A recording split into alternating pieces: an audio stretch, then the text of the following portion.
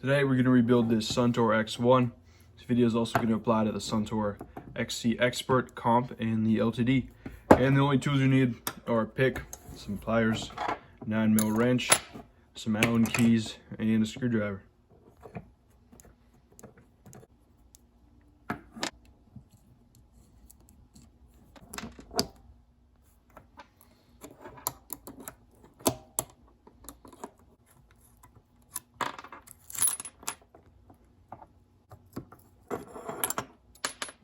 All right, now we're gonna do the spring over here.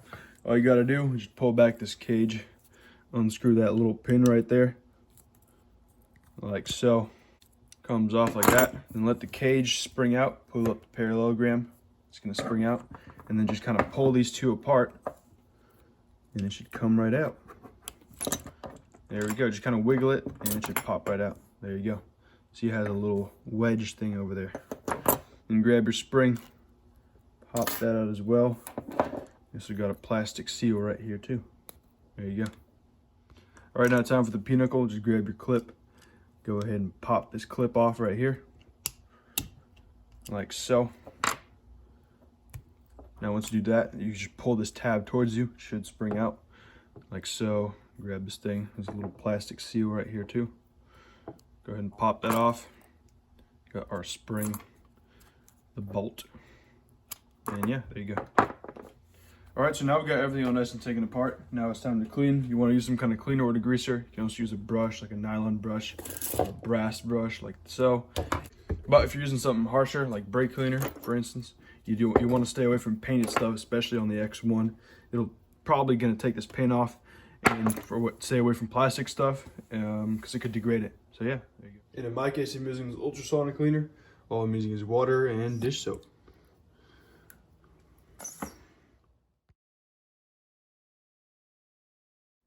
All right, so we got everything all nice and cleaned down, ready to go.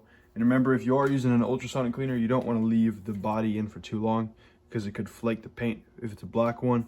And the decals also tend to flake on the regular silver ones. They peel off real easy, so I would only leave it in for about half an hour. That's a good time, and then just kind of pop it out. You can also clean this out with like a brush or some brake cleaner or something. Just go easy on the brake cleaner because you know the paint. So yeah, and for assembly, I'm just gonna be using this ram butter. So yeah. All right, so starting out, just grease up the inside of this pinnacle area with some grease. Got some on that top over there.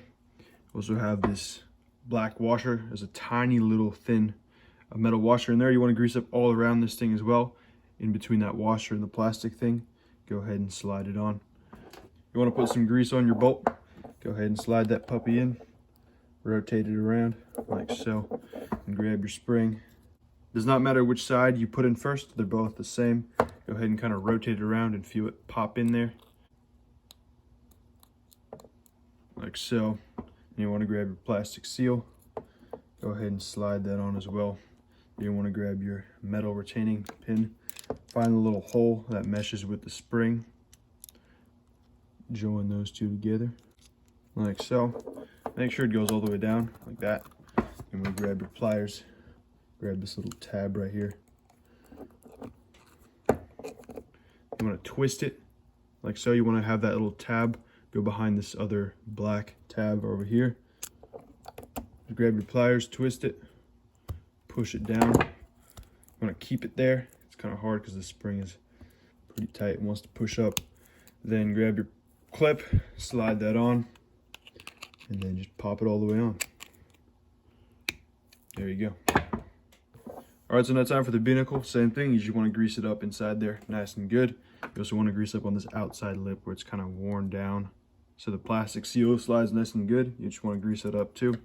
Just grease up your shaft as well, nice and good. And grab your plastic seal, go ahead and pop it on. There's a little ridge that you want to pop it under. Just sits like that, pretty easy. And then go ahead and grab your spring. You want to have that part that's kind of thinner. This part, you want that part facing up. Go ahead and find the hole in there and stick in your spring. Rotate it, make sure it goes down. And then we have 3 holes here.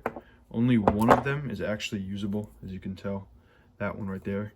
And if the other ones are usable, the left one is the tighter one, the right one is the looser one. I would usually go with the middle one, but as you can see, if we rotate it, it's not going to really work. So anyway, just go ahead and line these up, push it down and put it in the hole, whichever one's available.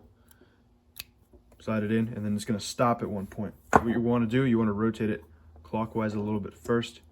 You want to just kind of feel, make sure it's all the way down.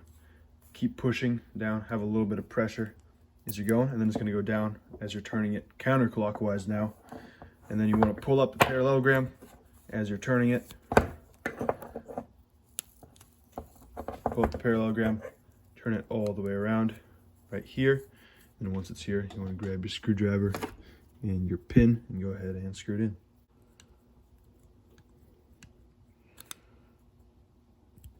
There you go. So I just tighten down this little stopper pin and make sure this thing moves nice and smooth. It sucks, this thing only has one option for the spring. Some of these will have 3 options for the spring. I usually like to go with the middle one. All right, so now it's time for the pulleys. You want to grease up the inside of the plastic part of the pulley. You want to grab your steel bushing. You want to grease up the inside of that. Marry those two together like so. And then we have our metal seals. Go ahead and pop those on as well, like so. And we got our cage right here, line it up, and we have our bolt. For the guide pulley here, you want to use the bolt that's thinner, like that. You gotta go ahead and screw it in.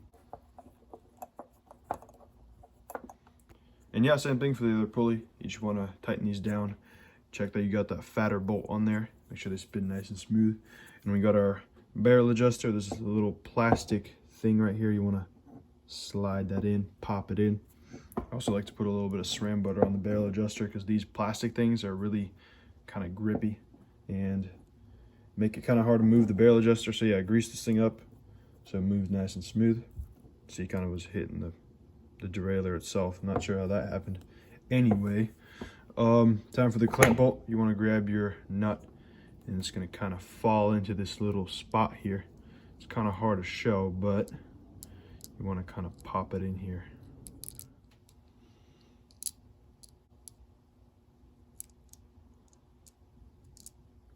There you go. Get it popped in there.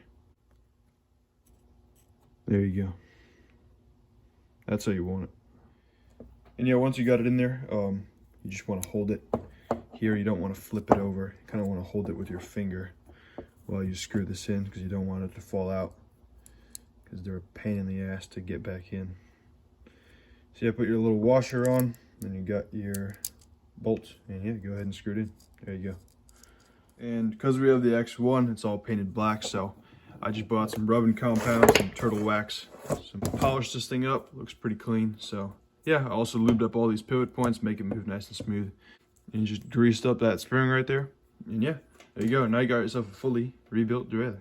So yeah, this whole line of derailleurs is pretty reliable. They're awesome. All aluminum, you know, great, easy to take apart. I like the black finish. This is probably one of the first painted derailleurs ever.